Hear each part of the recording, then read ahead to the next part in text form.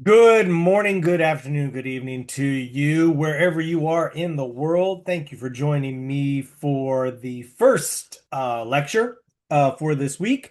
I hope all of you are doing well. Please note that the self-introductions assignment is up. If you have any questions about that, please let me know. Feel free to text me or send me an email. But pretty self-explanatory. Just want to get to know who you are and what your interest is in the class, possible picture, some background on yourself, and then, of course, responding to one of your classmates, to get the dialogue started. If you have any trouble with it, feel free to reach out. Always happy to help.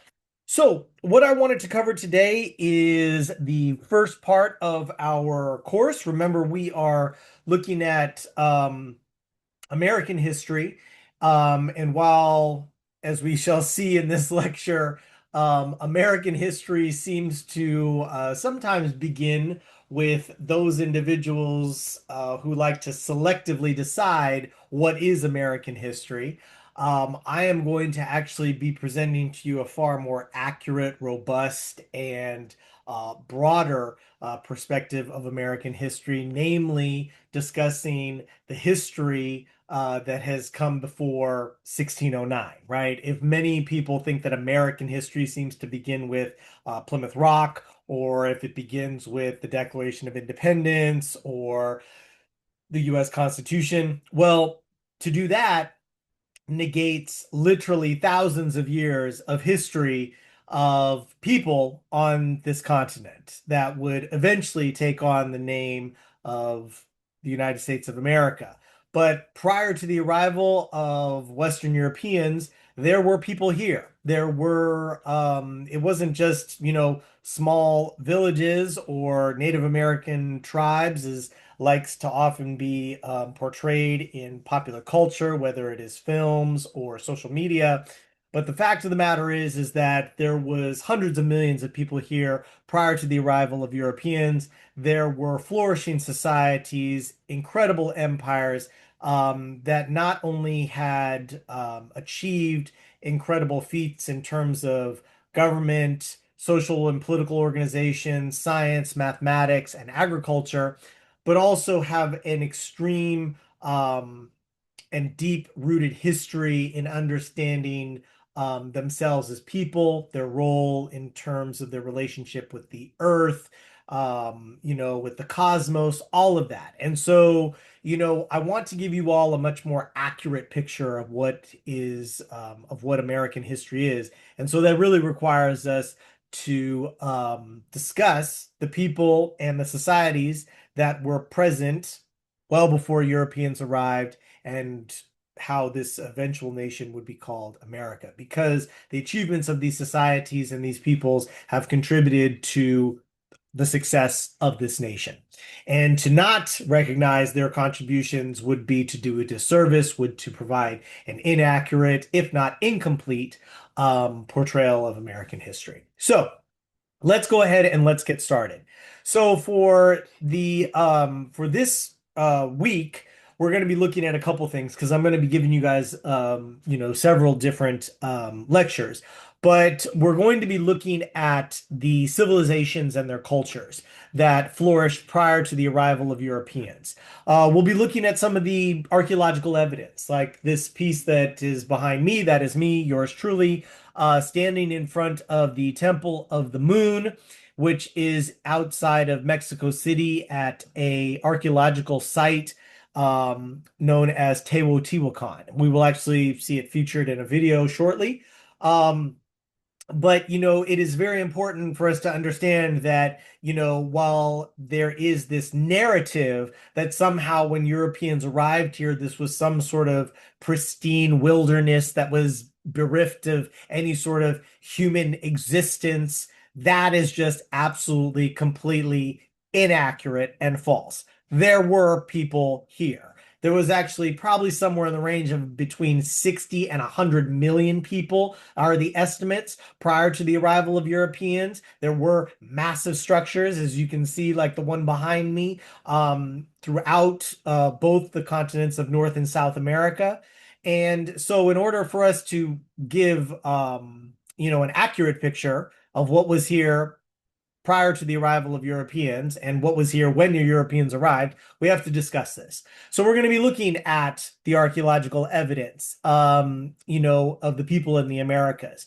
We're also going to look at the contributions that Native American people have made, not just in their own respective cultures, but into the broader, culture in terms of the United States as well as around the world. Their contributions, especially in particular with agriculture, and then we're also going to what I want you to walk away with in this section is to be able to critique that narrative of, the role that Native Americans have played in American culture. Because I'm sure that I could ask many of you, and it would be very surprising to me if you were to answer into the affirmative, can you tell me where Native American culture shows up in American culture? Right? And many people would probably be like, I don't know, Hollywood films, Cowboys and Indians, Dances with Wolves, something like that. And that's not surprising, right? And that's not necessarily, it has not always necessarily been intentional to erase the contributions of Native Americans to American society, but it has been certainly the consequence of the treatment, interactions, and dealings that Europeans have had with the people who were here when they arrived in 1492. So that long history, that long lineage, that residualism that has happened over the course of the historical record has resulted in the fact that our memories, our storytelling, our understanding of American history has been largely left incomplete because there is an entire section that many of us do not know about. And that's not surprising, right? If you took a American history class, you probably didn't engage much with Native Americans. Probably maybe you'd heard about them with under Andrew Jackson in the under his presidency and Indian removal, maybe Trail of Tears, Westward Migration, right? Manifest Destiny, maybe the Indian boarding schools, right? Well, that is something that we will be talking about, but I want to talk about prior to the arrival, right? Because that's very much a distinct part of, Native American history, but that's a history that takes place in the 19th century, the 20th century. Like, I want to talk about what was going on in the 15th, 16th, 17th, 18th century as a way to try to understand how the contributions of Native Americans have largely been overlooked, but were nonetheless present when Europeans arrived. Okay, so let's take a look. And as we go forward, just think about what you want to be able to have is you want to be able to understand the narrative, have a much more complete and accurate understanding of the contributions of Native Americans, and be able to, commit to, understanding and exploring and critiquing why certain stories go, untold, or why don't they make it into the narrative, right? I think it's really important for all of you to recognize, history is, is always the search for additional stories to expand the narrative, right? But there is power in keeping a narrative narrow, right? Because if you want to focus on a certain group, if you want to have a story, you want to have a hero, you want to have a purpose, right? Especially when you may want to justify your own position in society, um, you certainly sometimes like to remove certain aspects from the historical record in terms of that collective memory. And the one way we do that is to stop telling the stories, to stop telling the narratives, right? But what we're going to do for this class is present those to you, not just so that you know, but so that you can continue to remain curious and be able to share that information going forward. So, couple of questions, but these are the essential questions that that we were already thinking about in terms of like the narrative. Where exactly do Native Americans show up in the historical and cultural narrative of the United States? And then, what is the legacy? The legacy of Native Americans in terms of their culture, contributions, their their presence in American society. Okay, so let's watch a short video. And this is from former Senator Rick Santorum. And I want you to hear what he is saying in terms of Native American culture. If you think about this country, I don't know of any other country in the world that was settled predominantly by people who were coming to practice their faith. They came here because they were not allowed to practice their particular faith in their own country. And so they came here mostly from Europe, and they set up a country that was based on Judeo-Christian principles. I say Judeo-Christian, the Mosaic laws, 10 Commandments, and the teachings of Jesus Christ, the morals and teachings of Jesus Christ. That's what our founding documents are based on. It's in our DNA. You know, if you think of other countries like Italy and Greece and China and Turkey and places like that, they've all sort of changed over time.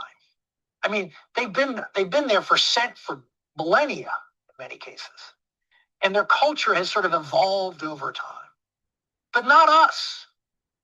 We came here and created a blank slate. We birthed a nation from nothing. I mean, there's nothing here. I mean, yes, we have Native Americans, but candidly, that there isn't much Native American culture in American culture.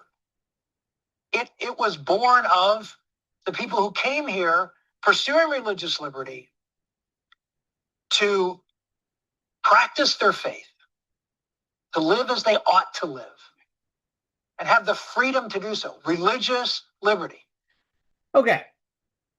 So there's a whole lot there that that Rick Santorum, while he is being, as you can tell from just the way that he sets up his position in terms of his argument, he's very selective, right?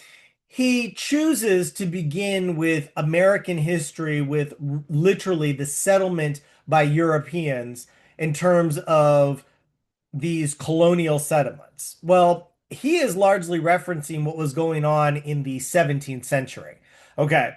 Hate to give Rex Santorum, as well as the rest of these individuals who may follow this similar ideology in terms of American history, but people, your Western Europeans, were here since 1492.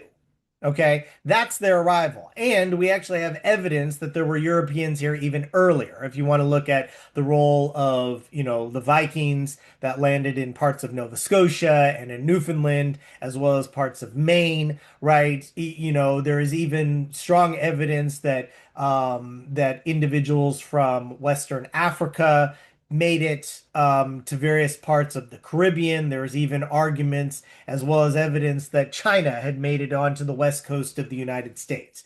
So, putting all that aside, the narrative that, as you can see, that Rick Santorum is trying to ascertain is really built on this idea that there is something unique about the people who arrived here and what they built. And, as he's very clear, they did it on their own. Okay? They came here for religious freedom, liberty, to build a continent off of Judeo-Christian laws, and that's it. And over the last 250 years, if we to use our founding documents, we, according to him, we haven't changed. Okay. Now, there's a whole lot that is, not just factually incorrect, but it is historically inaccurate as well as short-sighted in terms of that historical narrative. Because as he points out, yeah, there were Native Americans here, but there's not a lot of Native American culture in American culture. Well, I wonder why. That's the reason why he sees it like that, because he has never been told of the contributions that Native Americans have made. But what I'm going to do is I want you to think about how Rick Santorum and his, bumbling perspective is very much indicative and representative of how many Americans might think about Native Americans, which is frankly, they don't. And if they do, they probably share something that is parallel to what Rick Santorum is thinking. That, well, what contributions? What are we talking about? Well, let me help expand you on that. Okay? So when we think about his narrative, when we think about Native Americans, think about where our information and how it's being informed, right? Where do we get the narrative and the ideas about Native Americans, right? Usually it's going to come from popular culture, it'll come from social media, it'll come from film or television or something like that, right? And that we should always be very critical of because if we're getting it from something that's an entertainment or something that's meant to click or for us to scroll, and it's not something that necessarily we're pulling out of a text or we're getting it from a source such as somebody who has studied this their entire life, we have to be very, very critical of that, right? It is not unusual for us to be able to associate Native American culture with that of something of barbarism, that of something of savagery, that of something of people who are backwards or are just unlike those people that Rick Santorum points out arrived here with the intention to live under God's laws and create, a shining city on the hill. Well, that narrative that Rick Santorum has is going to be something that we're going to constantly see throughout this period that we cover in this course. That there is often this sense to create a narrative that somehow deludes the fact that there were contributing groups, people, and societies to this American project and that in order to justify the mistreatment of those groups that have contributed and have made a difference in the American, system, experiment, what have you, that we must dilute their contributions so that we can therefore justify the positions of power that many people have assumed for themselves as a way to say, this is why we're on top. This is why you don't get this opportunity to take away your land, to take away your right to vote, to take away your home, to take away your people, right? All of those sort of things. So I want you to really think about, this idea of how that narrative comes about and what exactly influences it, and even critique yourself. Like, if I really thought about it, it's like, okay, well, is there, what is informing me about Native American culture? Is it watching Apocalypto by Mel Gibson? I mean, that's like me equating, trying to understand, prehistoric history by watching the Flintstones, right? We have to be mindful of where we get our information and what is informing our knowledge, right? So the purpose, remember, of this course is to expand that. Let's try to get that out there. So we've got Rick Santorum's idea, but let me give you some other ones and give you some perspectives about Native American culture. Okay? Let's try to, expand these narratives. And we're going to be able to look at it in various ways. Now, many of you may know about how Native Americans or how people came to this continent, right? You've heard of it.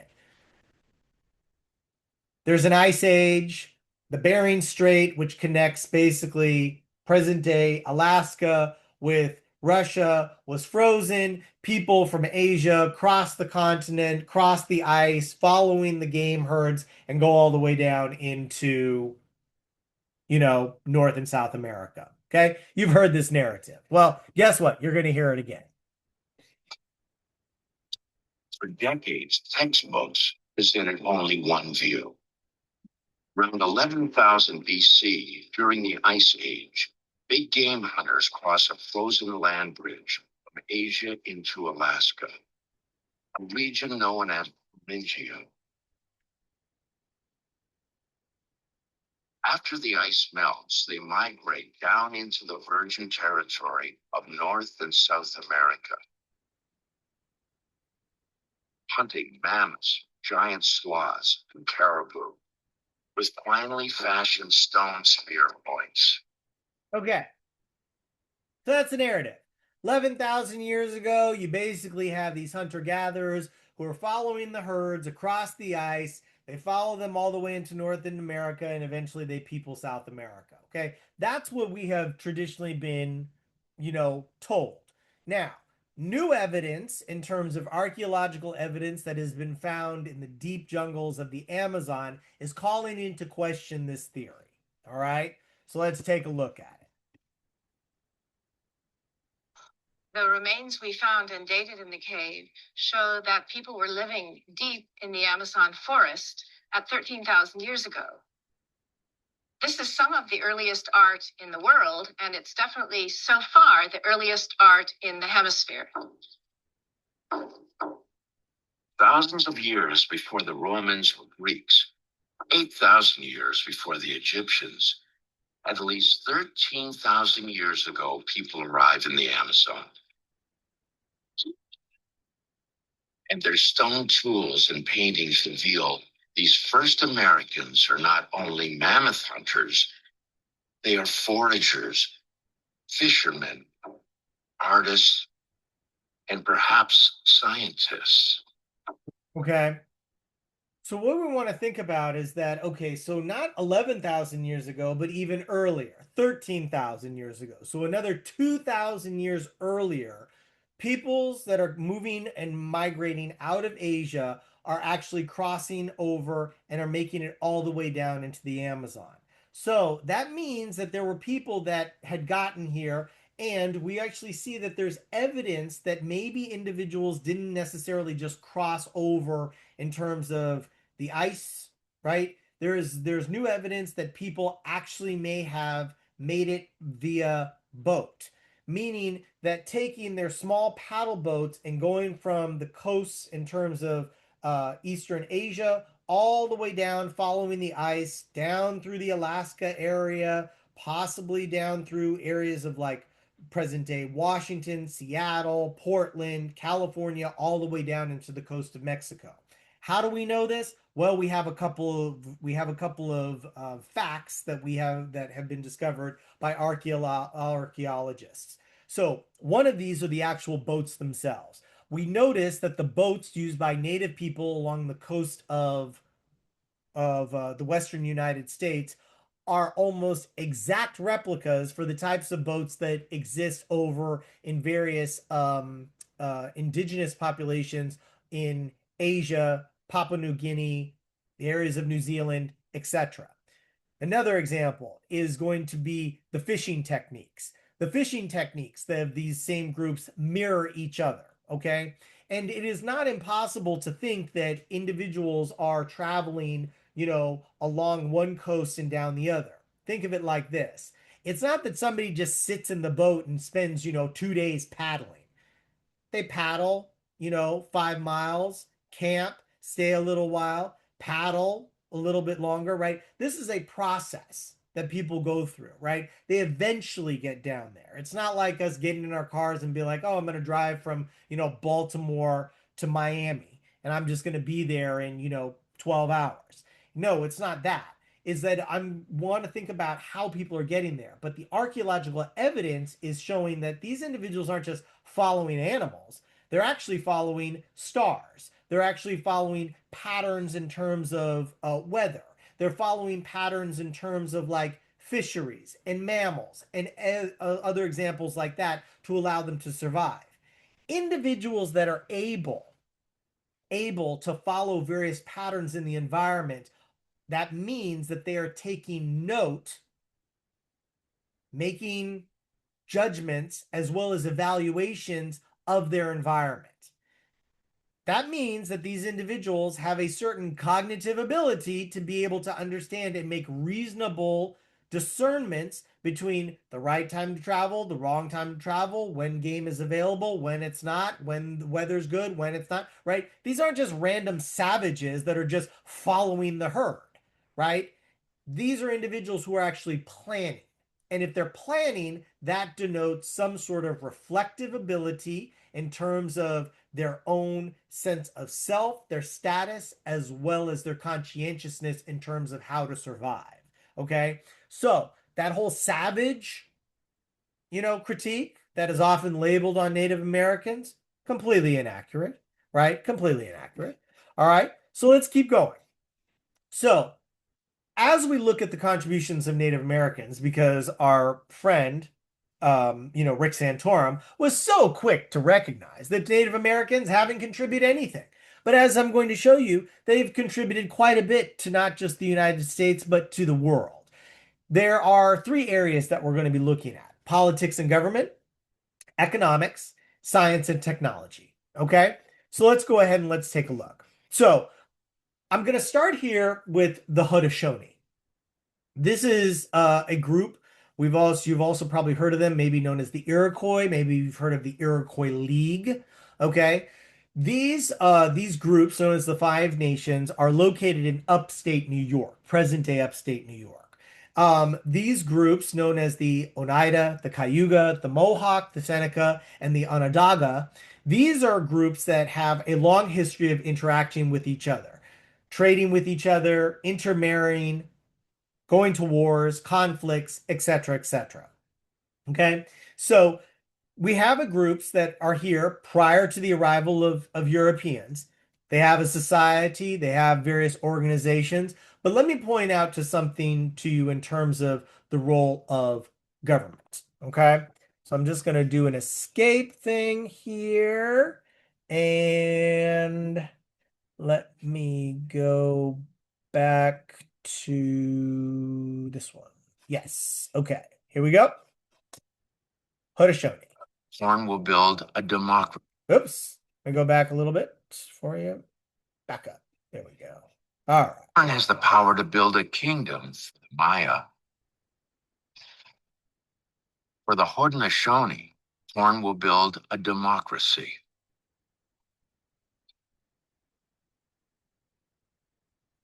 The inspiration is an ancient farming method called Joheko, or the Three Sisters. Our three sisters, the corn, beans, and the squash, are all meant to grow together to help each other out. Planted together, the Three Sisters are a farming miracle. Corn strips soil of nitrogen, but bean roots balance this by replenishing nitrogen.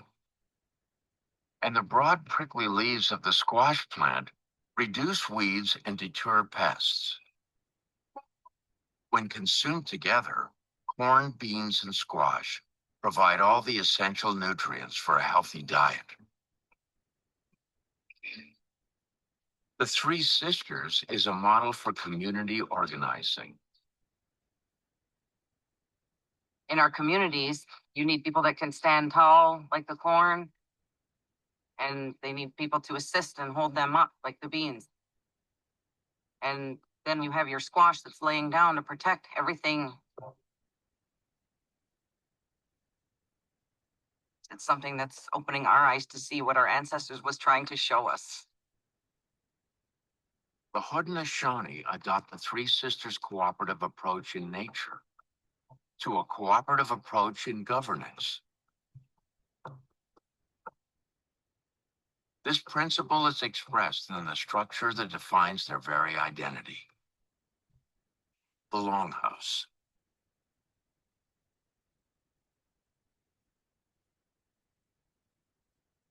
Pete Jemison is an elder from the Seneca people.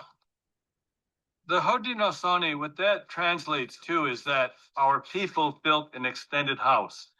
And when we're talking about this house that they built, it's not just the longhouse that we actually live in.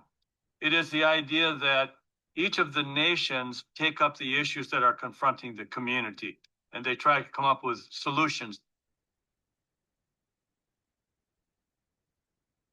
Leaders from the warring tribes come together in a longhouse and form the Grand Council of Chiefs.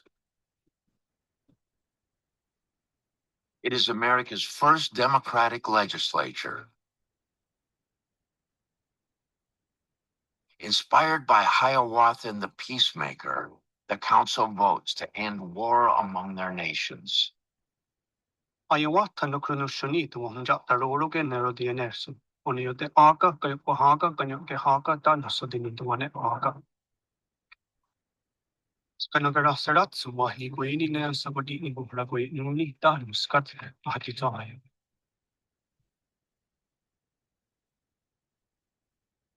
Nektis kanagara sara yate honatunda atuma hunja tara onenda ke haga. Onda mayo wata yo honorota se nerungwe sagorio saguya ugun a. Rut kunzerakso tadutar. He was a sorcerer He had supernatural powers. He could communicate with the birds and rattlesnakes and wolves and the animal world, and they would help him. He was a mean, mean man. His name was Tarudahu.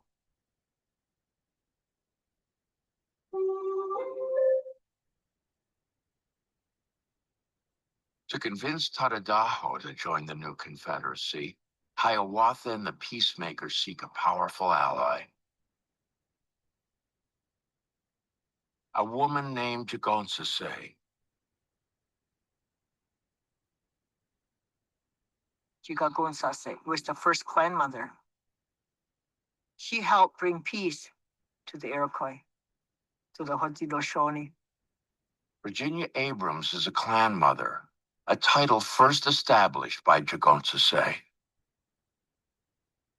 Like Palenque's King Pakal, Jagonssase's influence comes from corn.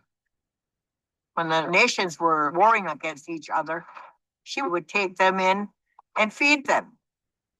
And she kind of kept the war going on. So the peacemaker came to her and asked her to refrain from keeping this warring going on between our people. Jagonssase's stockpile of corn perpetuates the bloodshed by feeding the warriors. The peacemaker strikes a deal with her. If she can stop the war, she can choose the chiefs. Jigonsase wakumadia daniandago ohnire sumaran quiseraque. Oneki wahaguini hardy hoyena nescona.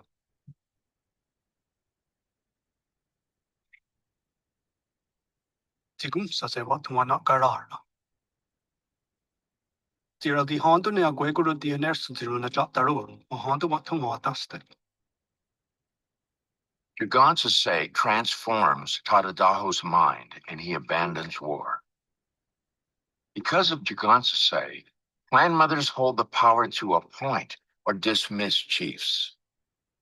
She earned for our women the rights, the responsibilities, and the privileges that they have until this day. And Tadadaho, in exchange for accepting peace, is appointed the keeper of the central fire and chief of chiefs, the most powerful leader. His name becomes a title that is handed down to this day.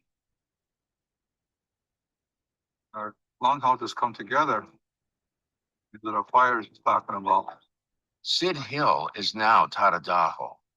He sees an important lesson in memorializing the name of this once vicious warlord. People can change with help if they're going on the wrong path. There's always hopes to people helping them and showing them there's better things you can do with your life than being destructive and evil and negative. With the final obstacle overcome, the peacemaker assembles representatives of each nation. Sadia tatsuro di enersu da hati hamen unigora. So din the one aga, ben wahaga, onenda ehaga, oniote aga, dan ganyu ehaga. Etonigirun shunita watati listaralu ni unigora sum anegaswanta aranyade. From the time of the peacemaker to today, the tradition of making wampum belts lives on. A new generation is being entrusted with the story of democracy encoded in the Hiawatha Belt. Your thoughts and energy, that's the strength of that belt. One day you're going to get old, and then you're the one that's going to have to transmit all this knowledge, what it means to your grandkids. At the beginning of the Confederacy, the peacemaker made the symbol. It's our connection to each other. When I hold this Hiawatha belt, what it means to me is that we're a united nation. Under a total eclipse of the sun, the peacemaker holds the newly woven Hiawatha Belt, and with the nations gathered beneath a tree of peace, he speaks the law of peace for the first time. Unda wano tatago nam hat wano esto nera tase goa. Ti jo suwe a kwe ko yung kwatari o stock mo yung guati. Luwe ang tito wano do tali to nera tase goa da no ton man tamay si wa kwari waye na nagaya na re goa.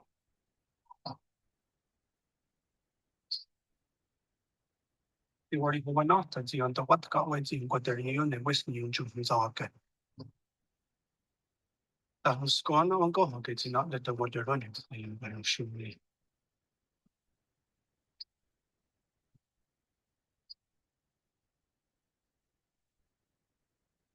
The reading of the Great Law and the weaving of the Hiawatha Belt established the Haudenosaunee Confederacy. It's a form of government that doesn't rule people, but rather serves people.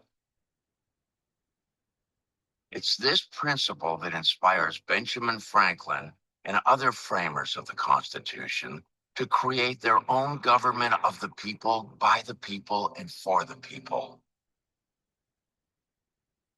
In 1988, the U.S. Senate passed a special resolution recognizing the influence of the Haudenosaunee democracy on the U.S. Constitution. The Council of Chiefs meeting in the Longhouse is similar to Congress. Taradaho parallels the presidency. And the clan mothers are like justices on the Supreme Court. They too serve for life, but have an additional power. Clan mothers can choose and impeach the chiefs. It is a three-branch system of government that looks strikingly familiar.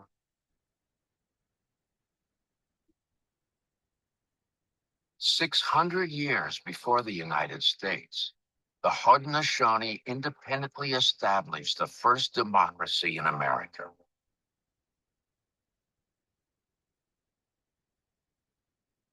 Pretty cool, huh? So, as you can see, right? This is a group. I'm gonna pull up the slideshow again, okay? All of those areas, a system of democracy, 600 years before the United States is even an idea, right? Before Western Europeans bring their models and their histories and their ideas of government, we have Native Americans, the Haudenosaunee, the Iroquois, in this instance, developing a system of government that strongly parallels the one that we have today. Right? And even in 1988, the United States Senate passes a resolution recognizing the contributions, right? So to the point being made that there is no Native American culture in American culture, well, Rick Santorum, that's not true. Look at it right here in terms of politics and government. Okay, let's go on to the next. So you see these areas in terms of the longhouse, so please take a look at that. Now let's take a look at science and technology. Okay. This area right up here, Teotihuacan, this is Cahokia, which is located in Arizona and New Mexico. And this calendar by the Mayans, what we want to think about are the major cities that have been achieved, prior to the arrival of Western Europeans. What I want you to think about is the level of exactness, the technical knowledge that must have been present as well as maintained in order for these cities to be achieved. We're going to talk about food in a second, but I want to talk about these cities in particular. So let me just press the escape button for some reason. There we go. And let me pull up one of the videos. Okay, here we go. Great power.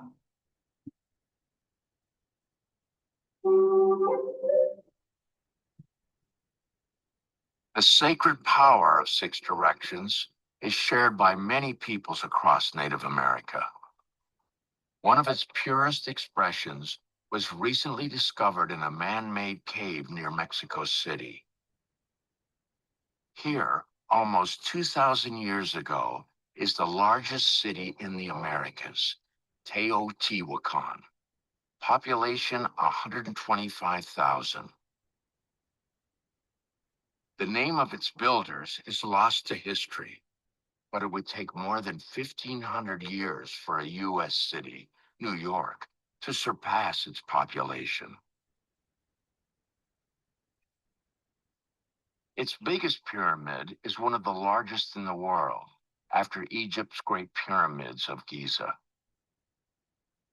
Yet archaeologist Sergio Gomez is more interested in what lies underground, a previously unknown man-made cave. In almost every Mesoamerican culture, caves have a deep significance in cosmological thought. That is why this discovery is so important. In 2003, a monsoon rainstorm created a sinkhole near a pyramid known as the Temple of the Feathered Serpent. The entrance to the tunnel is located under the white tent at a depth of 14 meters. Sergio was the first to rappel down the sinkhole. It led to a tunnel carved 2,000 years ago. Inside, he found artifacts brought here from vast distances, just like at Chaco. El rayo, este es el rayo. Hay huesos de animal, probablemente un ave. Esta es una de las miles de piezas de objetos que hemos descubierto. This is one of the thousands of pieces of artifacts that we've discovered in the interior of the tunnel. It's a representation of the principal deity of both the underworld and the celestial region. Sergio believes many of the offerings symbolize heaven and earth and are carefully positioned in the tunnel. We believe that the placement of each object throughout the tunnel had a particular meaning. They were not just placed there randomly. The tunnel ends in a human-made cave. Its floor is sculpted to represent the underworld. Its ceiling is covered in artificial starlight, mimicking the cosmos.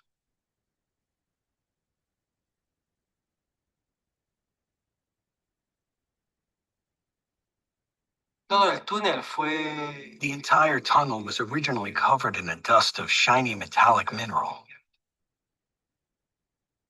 They covered the walls and ceiling of the tunnel, so it's as if you were seeing the sky and the stars twinkling.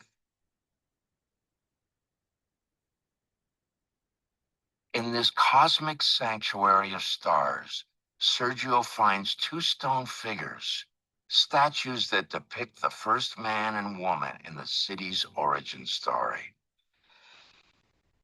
Sergio laser scans the tunnel. It descends 50 feet underground, extends for 340 feet, and ends directly beneath the pyramid of the feathered serpent. Here, the Teotihuacanos place the founding couple within 16 inches of the exact center of the pyramid. I want you to think about that. Within 16 inches of the exact center. No electricity, right? No fancy tools or anything like that. So, I mean, we're talking about individuals who are able to track their movement and have the exact, almost the precise center of their massive pyramid, and to place these two figurines right underneath it. Savages, incoherent, individuals, barbarians. Barbarians don't have that sense of exactness, right? Nor would they even care to be that exact, to paint a cave to mirror the cosmos of what they see above them, right? That's detail. That shows sentiment. That shows intention, right? With that level of thinking, that is very sophisticated. Estamos ubicados exactamente. We are positioned exactly under the intersection of the north-south axis and east-west axis. Arriba. And above us is the peak, the central point of the Temple of the Feathered Serpent, right in this spot.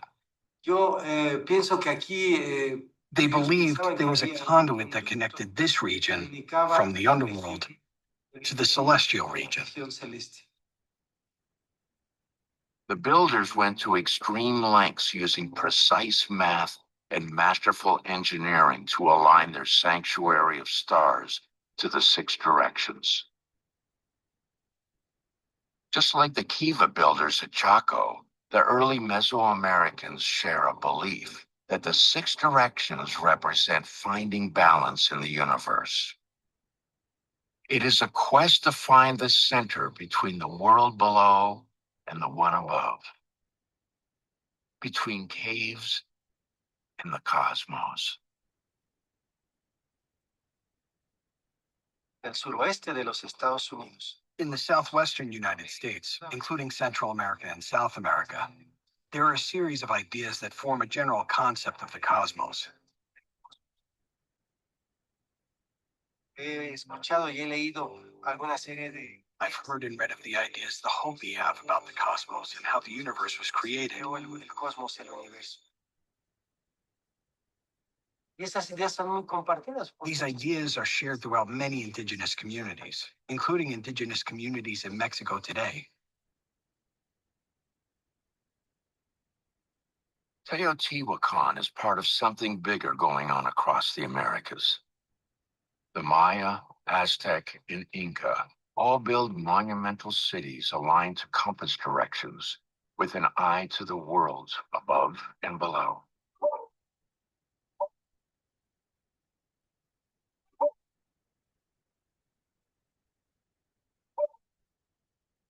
And at Chaco, the builders extend the science of six directions to apply not only to place, but also to time. Alignment was very important to these people at Chaco. It helped them to determine the times of year, the cycles of their crops, when they plant certain seeds. And it also determines the months, the moons, when the certain ceremonies happen. At the very center of Chaco, builders create a sacred space to unify time and place, Pueblo Bonito.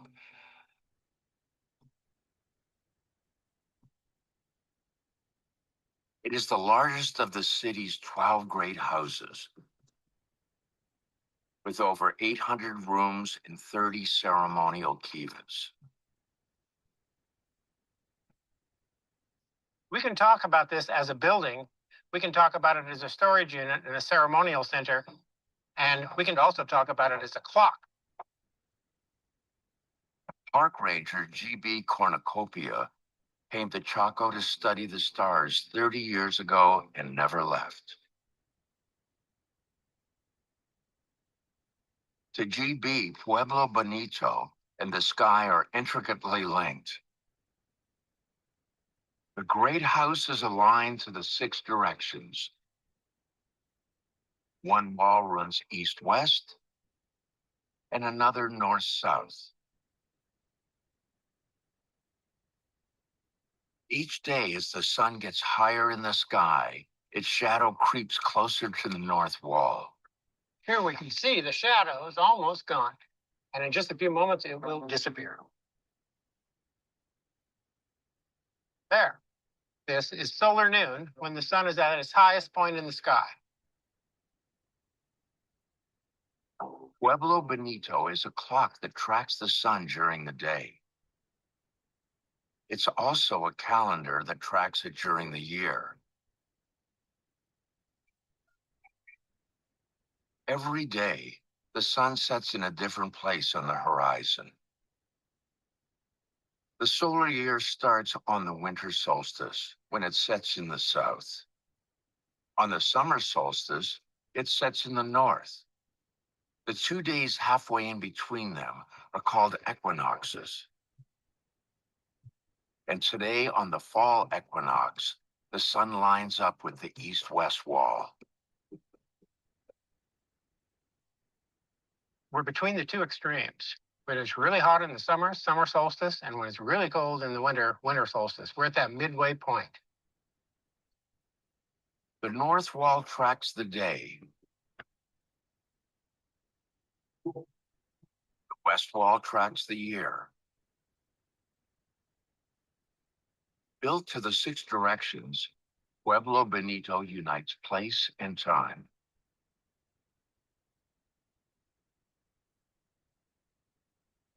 People tell time by their relationship with the sky.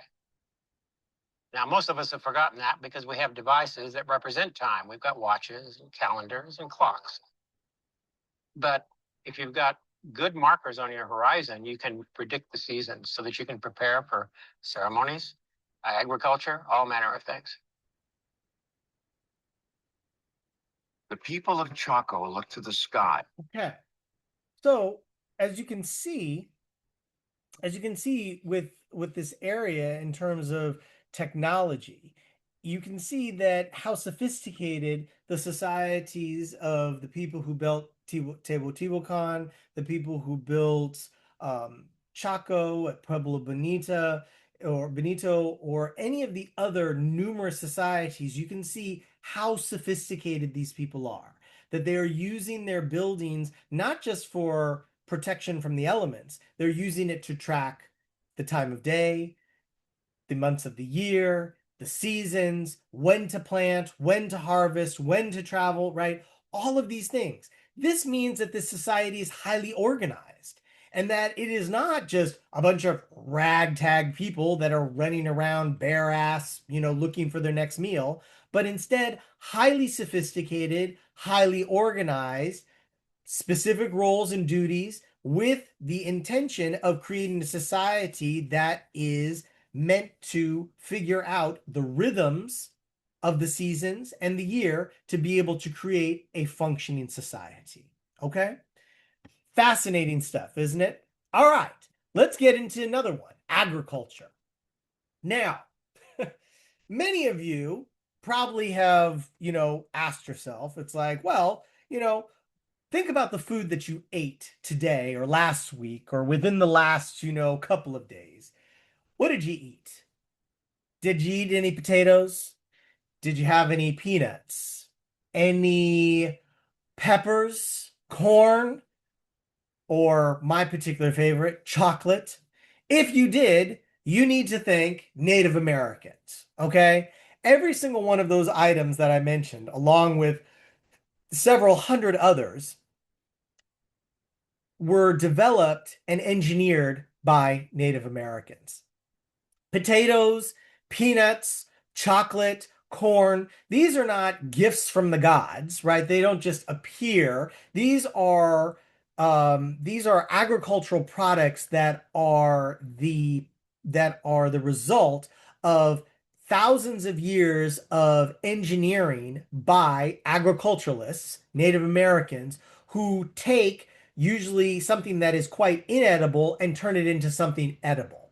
It is this process of being able to observe, of being able to crossbreed, being able to plant and develop that Native Americans came up with nearly 60% of the food that the world consumes to this day. Of course, Rick Santorum would say, Native American culture, nothing like that. Guess he doesn't eat, corn on the cob, one of his barbecues, right? Or he doesn't like baked potatoes or French fries or anything like that.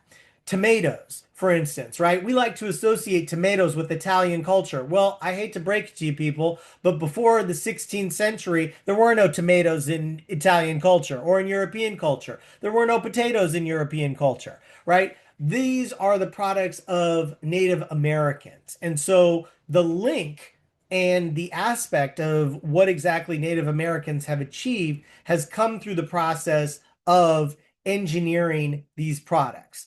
Let me show you a video. If I can do an escape here. There we go. And show you a video here. This one? No. This one. Here we go. Okay. Animals.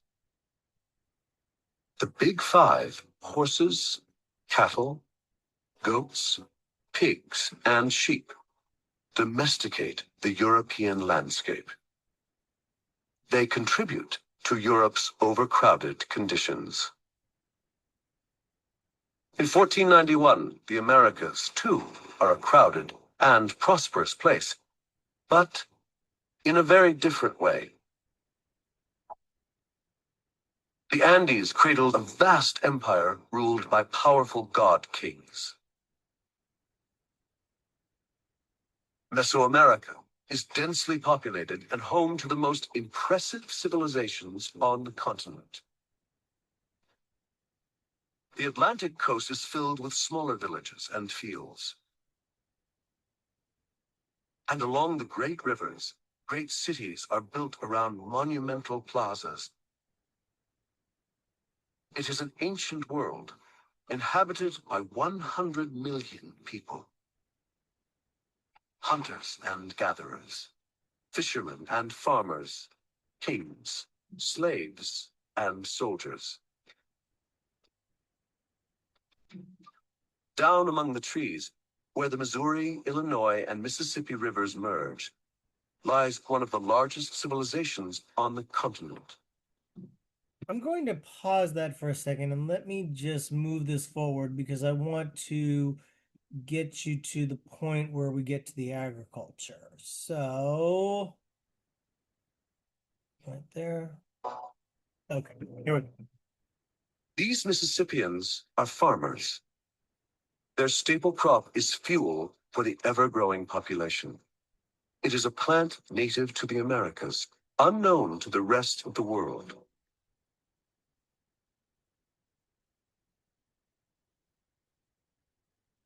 But corn is not a blessing from nature or a gift of the gods.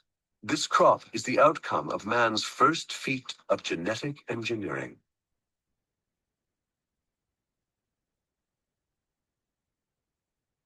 Once they learned how to grow it, they could stay in one place.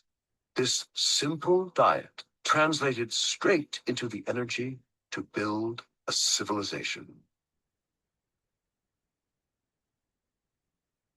The cultivation of corn is a key to flourishing cultures in the Americas before Columbus. The staple crop in North America was corn. 6,000 years ago, ears of corn were only about as long as a person's thumb, and they were barely edible. It took thousands of years to develop a more nourishing and larger hybrid, and also a hybrid that could grow in cooler climates outside of Mesoamerica. And it wasn't until about 1,100 years ago that corn reached the Mississippi River Valley. Corn is the result of the domestication of the wild teosinte grass. Early Americans started with this spindly stalk, and over the centuries, they developed it into today's giant cob.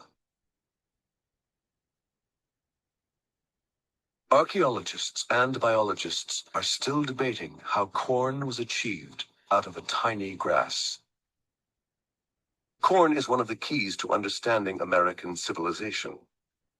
Wherever it flourishes, so do great cultures. Yet the greatest American empire of them all is found where corn cannot grow, high in the Andes.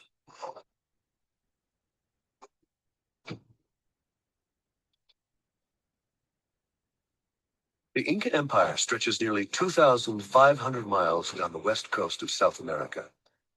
Inca build palaces, storehouses, and castles in the tall mountains.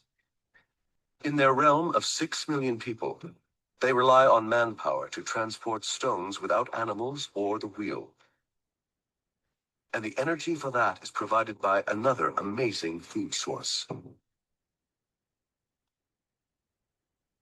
They are famed for their gold, but their true treasure is less glamorous.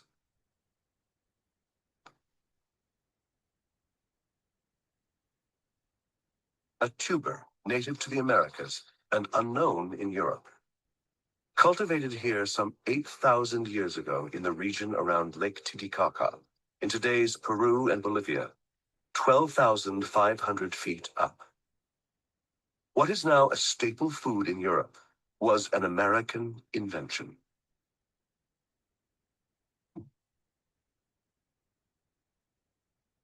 By the year 1491, the Inca grow thousands of variety, domesticated from wild ancestors. Some poisonous, some even carnivorous.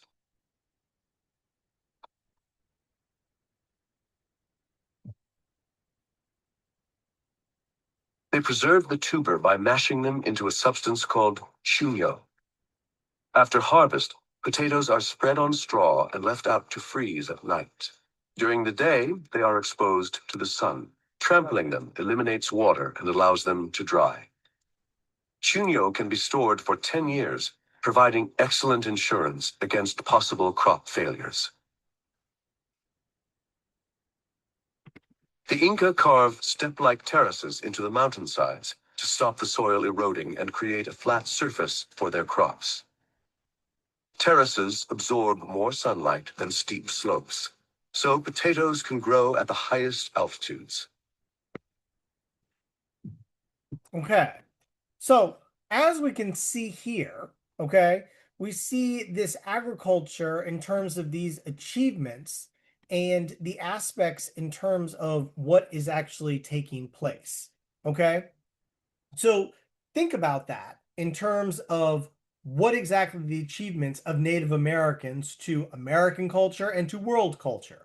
It's in agriculture, it's in science and technology, it is in politics and government. Okay, so look at those areas. In the next lecture, I'm going to talk about the Americas in 1491 prior to the arrival of Europeans, to be able to look at the juxtaposition between what was going on in Europe and what was going on in the Americas, looking at the motivations of why Europeans eventually, decided to leave or to explore. What were those motivations to want to move out from Europe, and how exactly that is a consequence of the issues to come in terms of the eventual interaction between the two. Okay? If you have any questions or any comments, please leave them for me.